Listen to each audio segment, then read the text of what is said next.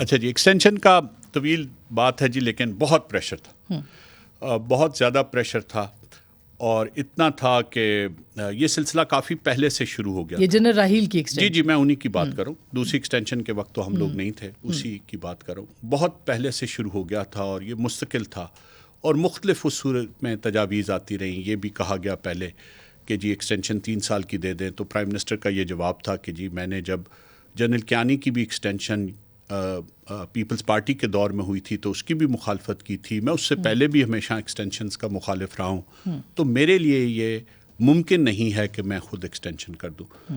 تو پھر یہ بھی تجویز آئی کہ جی آپ ایسا کریں کہ آپ اگر ایکسٹینشن نہیں کر سکتے تو آپ ایلیویٹ کر دیں to the rank of field marshal for the successes in the war on terror.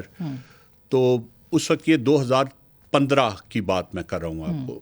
Panama 2016 میں آیا، تو 2015 کی میں یہ بات کر رہا ہوں پہلے. تو 2 سال ہو گئے ہیں، تو پھر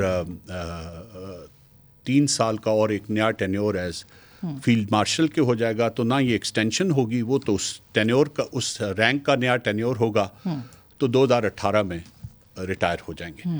تو یہ بھی آیا، تو مطلب یہ بیک فورتھ ہوتا رہا. اور یہ وجہ بنا کہ پاناما کا پھر اس کے بعد، اور اس میں چونکہ تاریخ درست رہنی چاہیے آسما، اس میں کچھ ہمارے جو گورنمنٹ کے اپنے ارکان تھے ان کا بھی قصور تھا.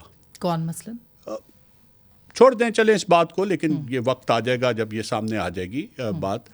کچھ تجویز پرائم منسٹر کے آفس یا پرائم منسٹر کے کلوز ایڈز میں سے کسی کی طرف سے یہ نہیں گئی تھی، لیکن صوبائی حکومت کے کچھ لوگوں کی طرف سے یہ تجویز، یہ بات ان سے انفارملی ڈسکس ہوئی تھی.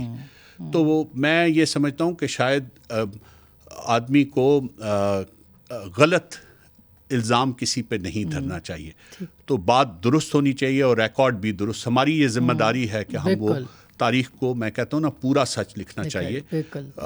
تو یہ تجویز وزیر اعلیٰ پنجاب کی طرف سے یہ دی گئی کہ جی اس کو دیکھ لیتے ہیں، اس پہ کام. اور پھر جب بات آگے بڑھ گئی اور یہ پرائم منسٹر کو کانفیڈنس میں لیے بغیر کہی گئی، یہ بھی میں آپ کو بتا رہا ہوں کہ یہ ان کو کانفیڈنس میں لیے بغیر یہ کہا گیا.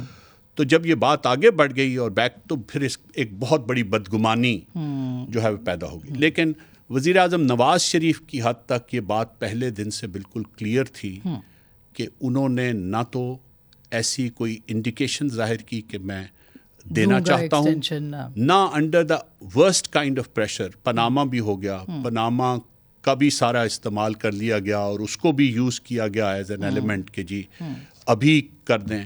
اس کے باوجود بھی وہ کھڑے رہے اپنی جگہ پہ اور انہوں نے کہا کہ میں ایکسٹینشن نہیں دوں گا.